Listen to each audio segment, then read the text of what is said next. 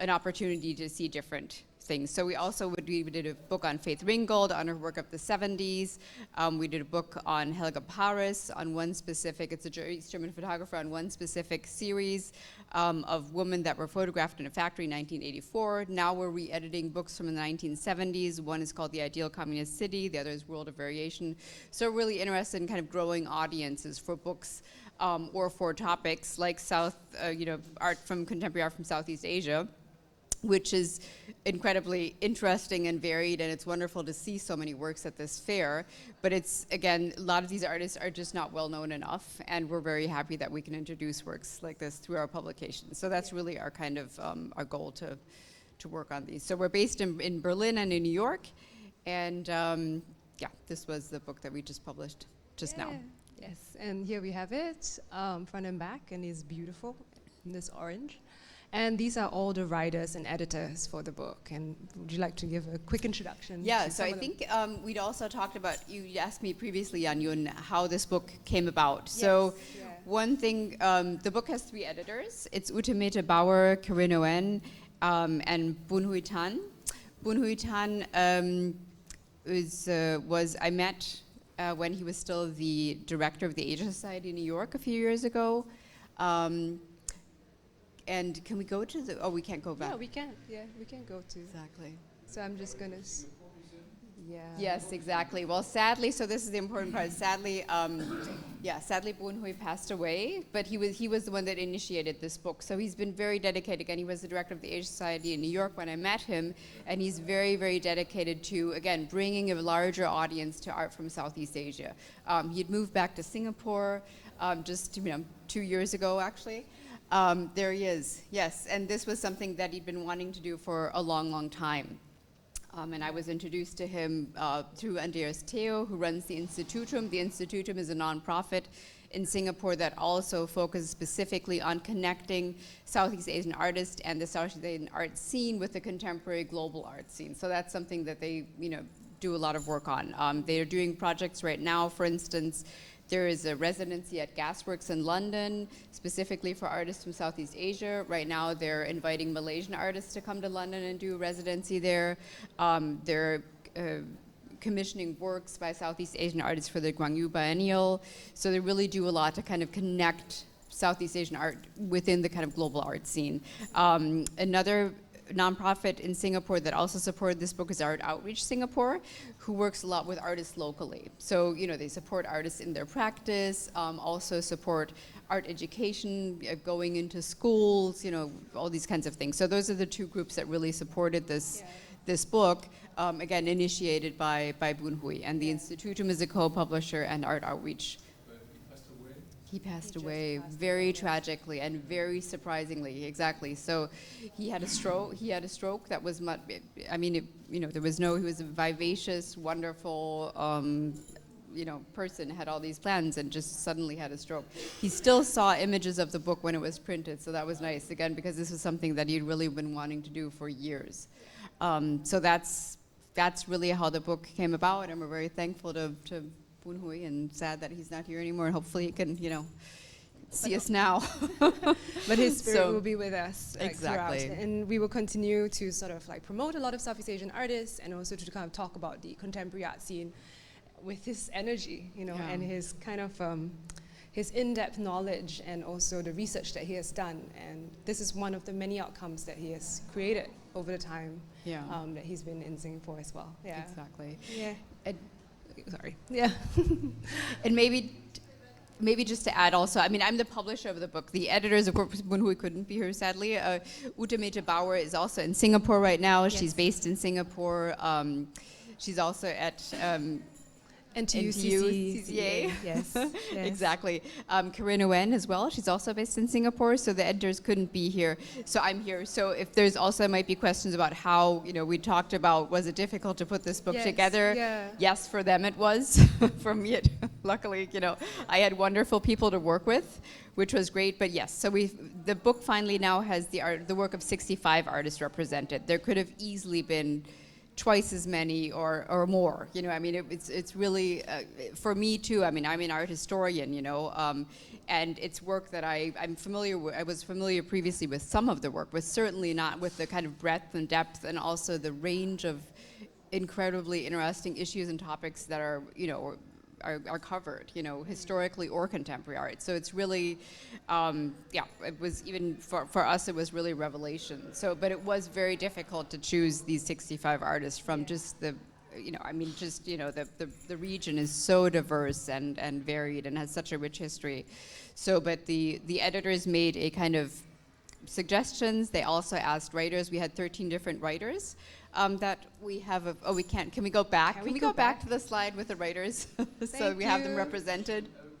Yes, sure. There's two collectives, Indonesian collective, One Rupa and Tadi Tadi in your Yes, book. they are. And I think was they part of the organizing committee for the documentary? They ran the doc. The work was exhibited there, no, this year. There's actually several artists in here whose work was a documento. One Rupa was the curatorial collective that ran documento, exactly. And Taring Padi was showing, exactly. And a number of other artists that are in the book were showing as well. So, yeah. So, you know, I mean, that's something we also did, like a pre-launch at Documenta when it started. Yeah, yeah. So that was, yeah. And then there were, yeah, I mean, you know what the different conversations, you know, and discussions were. It's, you know, for us, we're saying it's very, it's too bad, right? Because the works specifically weren't really discussed that much anymore, right? So, you know, and again, I mean, this is really just an entry point, this book, right? For us, it was important to kind of get this out, and again, just, you know, and we were glad that it was distributed at Document, right? Where it's wonderful to have it at a kind of venue like this in Paris, just so that people that really don't know, you know, even if they are within the field, you know, there's just so much more to know and just to kind of gain entry, right? So again, we had the. We can't. Now we're at the editors. Do we have the It's the one with all the writers faces. here with all the photos? Number 5, exactly. Thank you.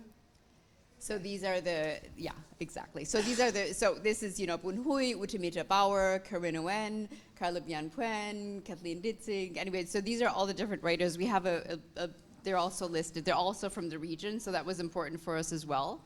That they're, you know, different writers that are from the region and that are connected. So from you know, connected to Cambodia, Malaysia, scholars of art, Philippines, exactly. I mean, you probably recognize a lot of these people. So that was something that was important, but there was also a curatorial committee in addition to this, and those were 7 people. That was, for instance, Adele Tan, Alessio Antonelli from Gasworks in London, Clara Kim from the Tate, Gutia Gavijong, from Thailand, Jocelyn Cruz. We don't have their photos up here. These are just the writers. So Suk-Kyung Lee, who is also at the Tate and now is the director of the Gwangju Biennale, and Zoe Butt, who also you know, is a scholar and has worked at the Guggenheim Museum. So we asked them all for their input. We circulated the list, again, which was very extensive, and then finally just decided by votes on these 65. But again, there were votes, exactly, extensive votes. So it could have been many, many more. And there's surely people missing that are incredibly important, right? But we just thought, you know, again, we have to get this out, otherwise it'll never be out. And we did specifically actually want to have it out, you know, timed with Documented, because we knew that there would be, you know, some interest at least. Yeah, go ahead. And how long was the process from start to finish to get the book out? Did you start 2 years ago, even prior to that? I mean, it started a long time ago, actually, because Bun Hui and Ute and Corinne had been talking about this with Andreas Taylor. Like, you know, May Anderson was also involved, who's in Singapore. So they'd been talking about this and thinking about this for a long time. And Bun Hui had been so active in doing exhibitions, you know, for instance, at the Asia Society, there was a triennial where several of these artists were represented. So that was something that had been going on for a long time. Getting the book out was actually, we had to do it fairly quick, so I had to be really German and tell everybody there's deadlines and stuff like that. So, Yeah. so we, you know, in the end, I mean, there was a lot of thought that had gone into it, and of course, like with all these people that had such so much expertise, right? They've been working on these artists and these kind of practices for decades. You know, Carla Bianpuen is really, from Indonesia, is a wonderful expert on a lot of these works, right? And knows them in depth. So again, there's all this collected knowledge and experience of decades, but the actual making the book had to happen quick because we're thankful that we got it out quick. But we got it done pretty quickly then. There were things that could have slowed it down. For instance, so there was, the artist selection. That's one that was difficult, right? But we had to have deadlines, and votes. And then we also, for instance, we had the brilliant idea, like me and my designer and my, co-worker and editor, we had the wonderful idea to do a bunch of infographics. So we ended up with one infographic, which is a map, which we insisted on because then, we wanted to do something on religion. They said, no, that's too complicated. That's ridiculous. You can't do that. You can't simplify it. We want to do something on religious, traditions in the different areas, and they said, no, too complicated, we can't do that, like language, everything. So then we we insisted on the map. For people like me, for instance, I'm sure probably most of you know the region better than I do, but for us it was important, for the audience that we want to reach, that there is kind of an entry point. These are the countries that we're talking about. This is where they are. This is their relation to each other. So that was something that was important. This actually took really long, this map. Because of the, again, it's always complicated when you think about geography and politics and history and those kinds of things. So, but I think generally it was pretty quick in the end then. It's really good with some of the authors, also journalists, art critic, have been covering most of the exhibition. Exactly. I know some of them, they've been covering each exhibition. Yeah. Very well. Yeah, no, we really tried. And again, it's also, just like in the design, you can see so we've highlighted so the authors are also, highlighted as well, like as authors from the region, because we also want them to kind of gain more, people to gain more knowledge about their writing and their work, because they really, can bring such expertise and interesting critical aspects. Very rich. Yeah, so again, thank you. One of the fun things in the editor's note about the book also was the fact that, you sort of use the book as a kind of portal of kind of entering the new space. Entry point. And also the way the names were kind of categorized, because it was kind of, different parts of the region. You would have the surname first or the surname later, or, some of the artists do not have surnames. So how do you kind of list the different artists? So how did you end up doing that? We did it alphabetically by first letter. So if it's the first, there's a lot of collectives too, of course, right? Which is something that, for a lot of this is something that's really interesting, right? Historically, there's been a lot of work by collectives in Southeast Asia, which, kind of in Western Europe, United States, it's something that's considered new or something, right? But in Southeast Asia, it's something that's very common. So again, there's several collectives in the book as well, but we just did the first letter. It's either if it's first name, first letter of your collective's name, we just did that alphabetical order. Yes. Mm-hmm. Yeah, I think it's a D. Yeah, exactly. So what else we did, in the beginning, again, this was when the designer and we're still working on it. He had the countries right here, right? He'd have whatever Malaysia, so whatever country, he'd had them listed here, and then we also were like, no, that's too restrictive. We want to kind of, if it's obviously in the text there will be information, but we also want the writers, because they're experts on this work, to make the decision how they want to locate someone, right? A lot of these people don't live in the region anymore, right? But they feel connected, and for them it's important. And I also want to mention, you didn't want to be called out, but we do have one artist here that's in the book, Sophia Page. So we're very thankful that you were able to be here. I don't know, it's, for you as an artist represented. From where? Yeah.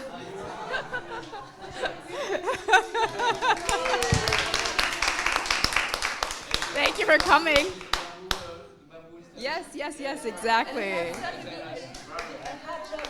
to have the last piece. It was too difficult to achieve from. Yeah, exactly. We just heard that. So, but the other, again, so PFP, it works internationally. You're now doing a residency in Marseille with a glass worker. So, these are all aspects that are so prevalent in this work, because there's so much kind of exchange, internationally within the region. with different materials, processes, and that's exactly what you're doing right now. And that's something that we really have with almost all of these artists. It's really so complex. And again, we just decided that we would let the writers kind of, decide they know best kind of what aspect they want to focus on. So again, this is an example right here of somebody that's really kind of working internationally, and yeah. There's two Cambodian artists in the book, no? Is Saret and you? Is it? Only two. I think there's only two. There's only 2 artists. Yeah, exactly. Only two artists in the whole book. No, there's more, but they're the two best. So that was just kind of like a general overview, but I would love for Yanyun, who has done a lot of work also, who's a scholar from Singapore, to talk about, there were a couple of artists that stood out to you as an artist and as a scholar, and specifically the women artists that you wanted to focus on. So maybe if you want to give a quick, I know everybody here knows these artists. Yeah, I know them. Yeah, I just kind of think. Can you give it a little bit of an overview? Yeah, of course. And I'm really just kind of choosing artists that I love, just to, in a short, condensed way, sort of introduce part of their practice and the things that they work on, the questions that are interesting to me in their own works. And so I'll just keep it really short, and I'll talk about just one work from each artist. And so we will begin with Melati. So Melati, you saw a little clip in the early part. We wanted to let it just run a bit. And what the work you see here is called Exergi Butter Dance. She started it in the 2000s, and she's been repeating this performance over different times in her practice, also as a way to encounter her own body. But more importantly, she's described this work as learning how to not fall. It's about trying to figure out what it means to be in this state of trying to keep balance, which is where the term exergy comes from, which is from thermodynamics, is the amount of energy needed to keep in balance.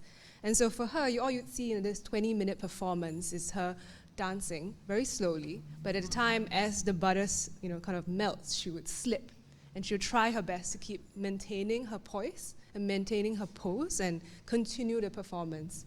I think what's really interesting as well is when she was asked, why butter? Why would you use butter of all things? And she said that in Indonesia, she doesn't consume butter. And when she moved to Germany, she started to really enjoy eating butter, but then her body reacted badly to it. And so she was thinking about this idea of adaptation. What does it mean to be a migrant? What does it mean to adapt to a new environment and food? And so there's a need to kind of maintain balance in her body with the environment and also the food intake. She sort of kind of created this performance. Very simple, only 3 parts. It's just her dancing, falling, and getting up again. Yeah. And so, but as you watch it, you sort of really feel for her. At first, the first fall might look a bit funny, and then you see her fall again, and then you see her standing up. And it's kind of a show of determination and her will, and also the changes in states of movement and body. And this is one of the works that I really enjoy. And I know, Kirsten, you love Melati's work as well. It's also interesting, again, like what you mentioned, she moved to Germany, and like a lot of these artists really kind of travel internationally. So she actually studied in Germany, in Braunschweig, and then, and then still actually comes to Europe quite a lot. So this is another work which actually has a German name. It's called Kleideraffe.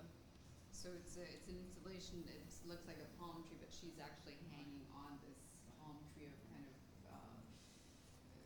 clothes that were thrown away or something like that. So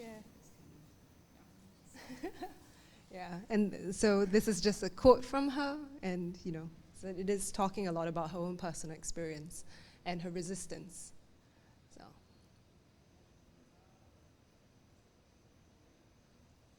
we'll go next. Yeah. Okay, the next artist I want to talk about is Martha Atienza from the Philippines. And this is a beautiful, large-scale filmic work, and oftentimes it's presented as 2 screens rather than 1. And really, it's about so she's very concerned about the environmental changes in Philippines, and she does a lot of research at Batayan Islands. That's where her family's from. Her mother's Dutch and her father's Filipino, and so because of this, and her background, her family background, they were fishermen or sea captains. They were very, very connected to the sea.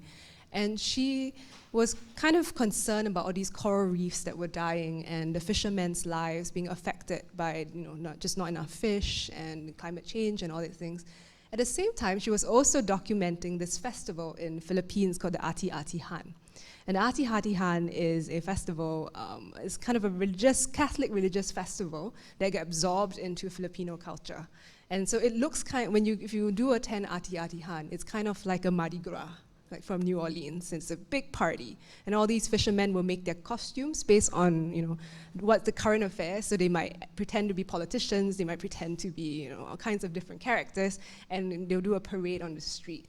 So she thought it would be interesting to combine the difficulties and challenges of these fishermen's lives with the festivities and the joys and the humor that they have in their day-to-day life as well in her work. So what you see here are fishermen. They made their own costumes as if it was the Ati-Atihan festival, and they would dive and walk across the screen. So this is in the ocean, and there's a camera, and all these fishermen would just walk through. And this tube that you see connected, this is one of the most dangerous diving methods in the world. It's called paaling, and it's a 40-feet tube, compressor diving, where the air is pumped through the tube. So they are breathing through this tiny little tube to fish. And so there are a lot of deaths and injuries because of it. And Batayan Island, most of the fishermen actually dive this way. So she combined these three different elements: the challenges of the lives of the fishermen, the technique of diving, and the festivities to make this kind of slow motion film of people walking by the screen. So I think in terms of combination of a very serious topic with a very light touch and a very beautiful aesthetic, and this is kind of like Atienza's way of approaching a lot of her film works. Yeah. Okay. And Atienza, I just saw her films recently, so she's getting a bit more kind of like exposure as well. Yes. Right now. Yeah, her works are traveling quite a bit, and it's very exciting to see how different audiences around the world are kind of taking to her projects and her ideas and her approach of journalism combined with artistic practice. Yeah. Well, and also this aspect of environmentalism, right? Again, which makes obviously complete sense in the region, which is now something they've been dealing with for decades. Again. Yeah. Yeah. I guess next artist. This is one of the installations of her works, and this is what you would see. They're really huge filmic works, and that's the Yolanda Survivor. That's the costume. Okay, and the next artist we want to talk about is Myrniasi from Indonesia. Myrniasi is an artist. She passed away very young at age 39. And at a time when she was practicing, people didn't really know her. So it was almost post-mortem that she became very, very famous. And she's an artist with no education, no artistic training very much.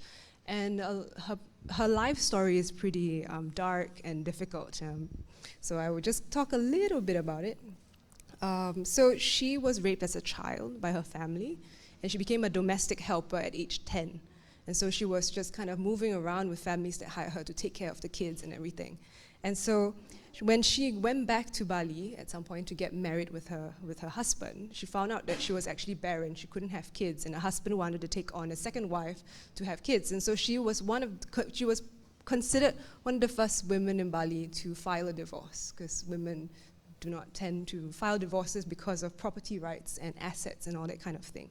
So she's one of those women who just did what she wanted, and she just went for it. And eventually she settled down with an Italian painter who supported her in Bali. But actually, no, they weren't in Bali, they were in Ubud, yes. And she started painting these images of her own sexuality, her sensuality, the joy of day-to-day life. And they're very stunning works. They're not very big oftentimes, but they sort of presented her way of viewing the world, and it was very different from the other artists who were practicing in Bali at that point. So right now she's celebrated as a feminist icon, as an artist from Bali, and her works are kind of wacky and kind of surreal. They're fantastic and absurd, but it's also a sense of her bravery put on display as someone who was never really accepted in the art scene, but then created her own story and her own narrative. Yeah. Yeah. 2004. Yeah. So fourth work, I'll go quickly. So this is Myrni. And Murnau was asked at some points, like, aren't you embarrassed to be painting, all these sexual images? And she's like, no, why should I be ashamed? It's not me who's ashamed. And I think there's this pride that I really admire, and I love her works for it.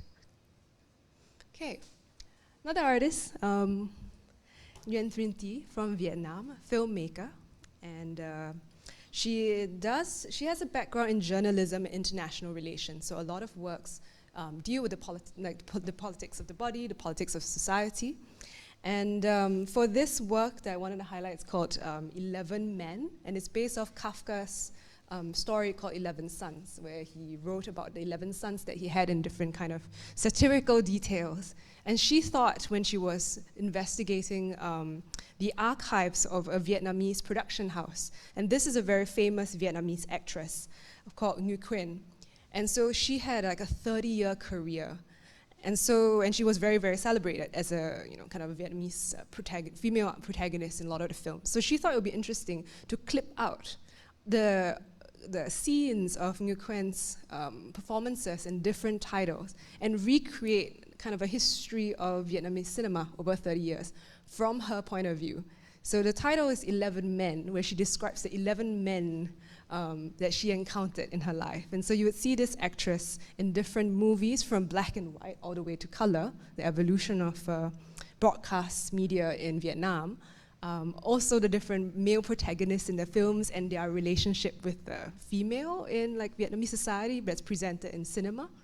And so I thought it was, if you ever get a chance, this is a brilliant work to watch, just to get an understanding of cinematic history, but also kind of how Vietnamese women are seen in society based on cinema, and the way she deals with the archive and documentary in that sense.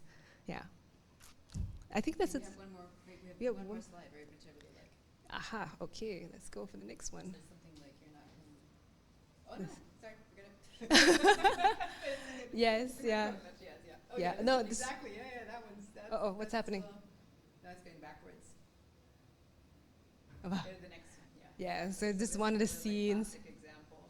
Yeah, of the kind of tone of voice as well, and the dialogue. So the dialogues that you see in the film are actually dialogues from the movies themselves. And so there is this double narrative that's happening, both in terms of the poetics of the 11 men, but at the same time it's also the dialogue from the stories. So it's kind of fun in the sense, yeah. And again, it's also interesting to see, again, from where you have, within Western art, American, Western European art, you have, works that are, also kind of deal with this kind of history of cinematic history. So Yes. here you have a completely different history that you can look into, right? And just such a rich history that is just not, well known. So this is really a wonderful entry point here to look at her work. Yes. And finally, I had to put in a Singapore artist. This is Shuvigi Rao. She is currently presented at the Venice Biennale for the Singapore Pavilion. And the work that she's showing is book 3 of 5, called Pulp. And she's a lover of knowledge and books, and also kind of interrogator of the classifications of knowledge, like how do we classify things. But in Pulp, she was looking at how books were saved from destruction, from censorship, and all the people who were involved in saving books and stories and knowledge, whether or not they had stakes in this literature that they were trying to save. So she would go around the world interviewing like libraries, just like people who have done something to save knowledge in however you define it. And so this is a 10-year project that she's working on, and this is the 3rd book that's being presented in the Venice Biennale. And I think what was very touching for me when I visited this pavilion was the fact that she let you take a book. And so that knowledge continues to travel. So this is the first time I've encountered a work at the Venice Biennale where you can actually take home a work, and have it with you and carry it forward, and then, passing on the knowledge or talking about the stories. So accompanying the book is a film looking at the destruction of languages, the loss of languages. There was people who, handful of people who could speak a certain language and still try to have a conversation. They're trying to hold on to it. And so in that sense, Shuvigi is a very, very amazing and eccentric person. And she has so many stories in her that she wants to present. In all her books, that she'll write them really quickly in this voracious way in these huge volumes. And I'm just so stoked that she is presenting the 3rd volume. And I hope you get a chance to see it. If you have been to the Venice Biennale, you might have encountered the work. If you haven't, please go. Yes, so these are just some of the pages in her book. So I'm doing this thing of a book in a book. Yeah. And this is specifically, the last one was the kind of, she collects all this pulp fiction, Yes, yes. I think it is. So that's something else. And I think also maybe did just kind of as some closing statements, one thing that's also incredibly important, I mean, now we just saw these 5 works of 5 specific artists, right? But again, it's just, we have 65 artists and they all have a whole body of work. And so it's just really incredible. I mean, even all the aspects that you just touched upon now, right? Issues of kind of gender construction, right? Yes. What is possible? Environmentalism. The issue of knowledge is huge, of course, right? What do you pass on? With also this, violent history of colonialism, right? What are all these things are just so incredibly important to discuss and are so prevalent nowadays that again, looking at these artists' work brings up so many things that can bring new perspectives and really, really important perspectives to all these, questions that we really face now and that are really, really urgent questions. And again, I think what is knowledge? What do you define as knowledge? Also, maybe so people can say something about this too, right? How do you, working with materials, how do you, that kind of embodied knowledge? I mean, that's something that's incredibly important in your work as well, right? And this is something that, while Shobigi kind of works on a more kind of conceptual level, right? That's also, it's just a huge variation of how artists work. And so you kind of work really with materials and kind of traditional materials, but also thinking about how those materials can be, used in different ways, placed in different places, right? I think those are a lot of the aspects, again, that we can just shine a kind of light on for a moment, but that really deserve a lot more attention. And that's why we're thankful for, anybody here that's really involved in kind of showing more of this work and bringing it out into the world so that more conversations can take place about it.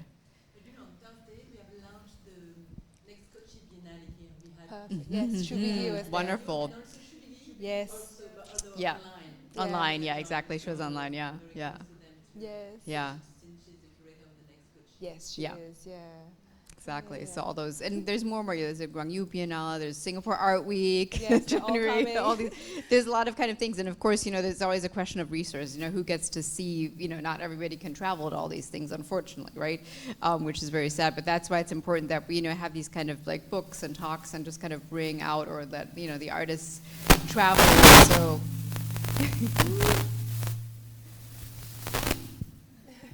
It's okay. But if anybody has questions or so still, or maybe, again, questions to Sopip, he's here. Oh, really?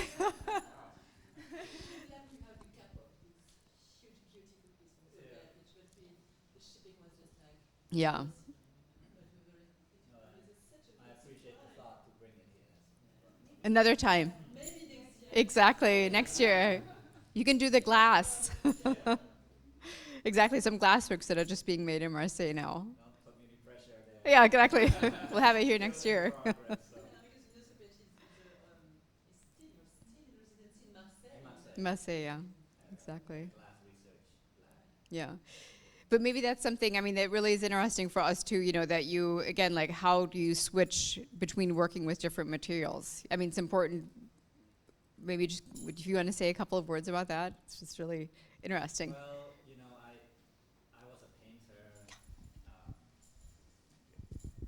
I was a painter. I was a painter and trained as a painter because that's what I consider is the highest form of art, because all the time you go to museums and you see all this great work, and there's just something about painting that's just so mysterious and complex.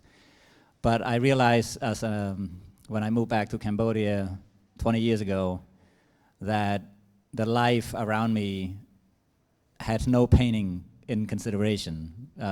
It's not a country that have a rich art history in terms of modern art or contemporary art. So I realized that when I started to work with bamboo and rattan for the first time, I felt like I was a kid and just playing without, having this pressure as an artist to create imagery, so-called communicate with the world, was just too much for me to even put my head around, especially when you're living in a country that people have to actually do something to make a living, and to always use their body, to always use their hand and their feet all day long. So I felt like making a painting in a room, thinking of some crazy concept was just not gonna make it for me. So I had to find something that is more physical. So that was the reason why I started making sculpture. And I didn't have any notion of what sculpture was. And the reason I started with bamboo was because it was just, rattan was because there was a rattan, people who makes chairs and shelves, and which I use all the time, and the cheapest thing you can buy.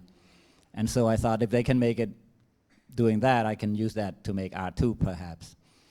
So by just way of complete accident, I became a sculptor overnight. But I think, what you mentioned, I think this is something that a lot of the artists, that we have in this book, there's a very conscious thinking about your own practice, right? Which is a lot of times, if you grow up. Well, to me, material is a knowledge.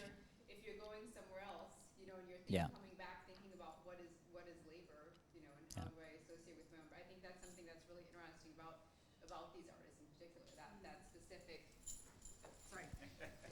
Yeah, conscious thinking and conscious placing oneself within history and within one's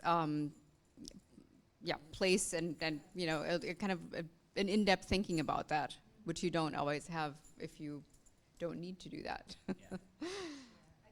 Also, Bunhui mentioned, right, there is this context that we have to learn about when we get to know a lot of the artists in Southeast Asia, just because of the differences in politics and history and colonial history in particular, and how the artists are responding, and how the younger artists are also taking on some of the burdens from their senior artists, and how then they dialogue with the contemporary scene, the access to internet, now NFTs, all these different technologies that are also evolving.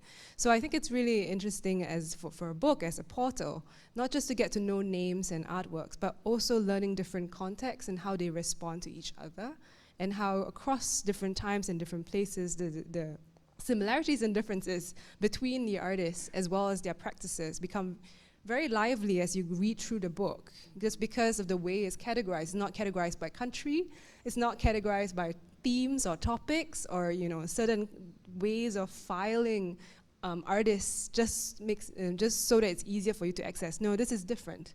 This you have to kind of put in the work to sort of get to know, and I think that's the brilliance of having a book like this, knowing the artist, reading it in a different way, or even reading it non-linearly across the book. Yeah. And I think also the work is very multifaceted. Like we realized at some point but at some point there was the idea to kind of sort it by issues, But then where do you put somebody with Morton, right? She's thinking about painting, like exactly what Pete was thinking about, right? Her decision was to consciously, yes, I want to paint.